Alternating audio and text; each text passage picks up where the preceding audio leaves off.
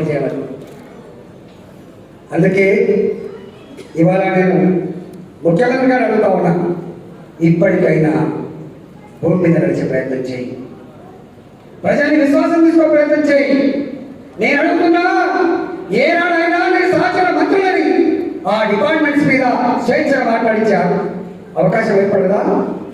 ఆయా డిపార్ట్మెంట్లలో నిష్ణాతమైన అనుభవమైన అధికారులు ఉంటే ఏనాడు కూడా చర్చించారు ముఖ్యమంత్రి గారు. అంతా నేనే వారికి గుర్తు వస్తలేదు. ప్రజలు ఓట్లేస్తే నేను ఎమ్మెల్యే అయినాడని, ఎమ్మెల్యే అంతా ఓట్లేస్తే ముఖ్యమంత్రి అని చెప్పి విషయం గుర్తు వస్తలేదు. కానీ ఆయన గుర్తొచ్చేది, నేను చేస్తే ఒక లీడర్ అవుతాడు, నేను తీస్తే వాడు కథమైపోతాడు కాన్సెప్ట్ వ్యక్తి కేసీఆర్. అందుకే ఆయన అనుకున్నట్టున్నది, అనేక మందిని గట్టి పోసలుగా ఊరేకపోయిండ్రు. మా ఆనంద గారు, మా భాస్కర్ వాళ్ళ నాన్న హైదరాబాద్లో టైగర్ పేరు వ్యక్తి పోయి అనేక మంది సాధ్యాలు పోయిండ్రు. ఈ ఈతలు కూడా కథ బట్టి అయిపోతారు కూడా. కానీ ఇది గడ్డి పోస కాదని, ఇది గడ్డపారెంట్ పుస్తకం. ఎప్పుడు నడవదు. అహంకారం అధికారం కన్ను నెత్తికెక్కితే ఏం జరుగుతుందో హుజరాబాద్ చూపించింది, రేపు తెలంగాణ చూపిస్తుంది.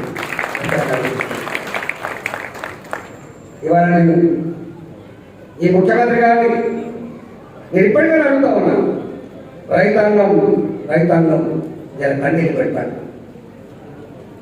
ఒకనాడు వారం రోజుల్లో కళ్ళని కాపాడేటువంటి ధాన్యం రైస్ మిల్ దించొచ్చి చేపట్టు ఉంటాడు రైతు, రక్తాన్ని చెమటగా మార్చి ధాన్యం రాసులు పండిస్తే నేనే చెప్పిండు కదా, నా తెలంగాణ విత్తన మాటని చెప్పిండు, నా తెలంగాణ ధాన్యపు రాసం నిలవని చెప్పిండు, నా తెలంగాణ దాసం రాసిన పాటకు నిలవని చెప్పిన ముఖ్యమంత్రి ఇవాళ నా రైతు కన్నీళ్ళు పెడుతున్నాడు.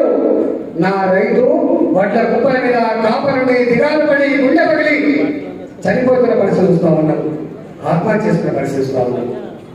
నేను అనుకుంటున్నావు దీనికి కారణం వేరే వాళ్ళని చెప్పి, దీనికి అనుకున్నట్టుగా కారణం కాదు, దీనికి అనుకున్నట్టుగా కారణం ముఖ్యమంత్రి అని చెప్పి సమాజం భావిస్తాం, రైతులు భావిస్తాం. ఎస్కేప్ కాలేవు. నీకు హుజరాబాద్ మీద చెప్తా, 6 నెలలుగా అధికార యంత్రాంగాన్ని అక్కడ మకాం పెట్టించి పనిచేయించడం తప్ప నా రైతాంగానికి 1000